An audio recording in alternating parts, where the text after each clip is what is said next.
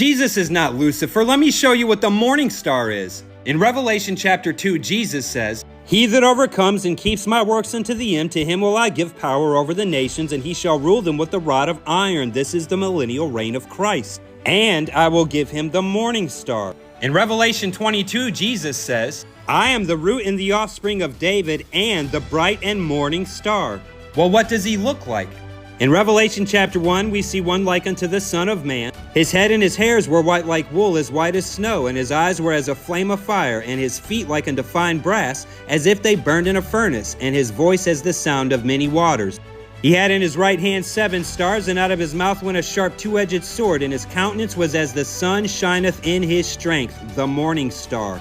This is not the suffering servant, the lamb as if it were slain. This is the conquering king. This is the ancient of days, the glory of the Father. Jesus said the Son of Man would come in the glory of his Father. Jesus said, "And now, Father, glorify me with thine own self."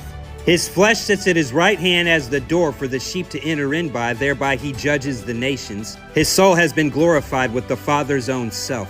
And this is the glory that he shall return in, shining as the sun in his strength. The bright and morning star is not Venus, it is the sun. Not Lucifer, but the Son of God. The bright and morning star is the glorified form of Jesus Christ our Lord, the glory he shared with the Father before ever the world was. Jesus is the Ancient of Days. What then is the morning star that he who overcomes receives? In Revelation 20, we see those who reign with Christ, including the saints who die in the tribulation and the saints who die in the great tribulation.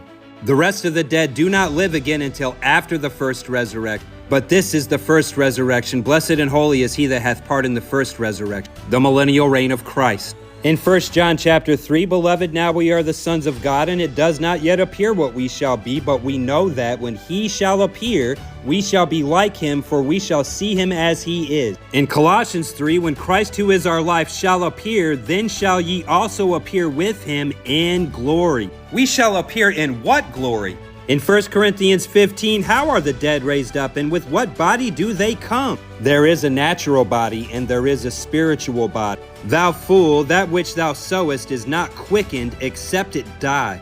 We shall all be changed in a moment, in the twinkling of an eye, at the last trumpet, the first resurrection. For this corruptible must put on incorruption. In Luke 20, those who are accounted worthy to obtain the first resurrection are equal unto the angels, and are the children of God, being the children of the resurrection. This flesh is going to turn to dust and ash, but Jesus has prepared a place for you. In his Father's house are many mansions, morning stars, the glorified heavenly body we come back in.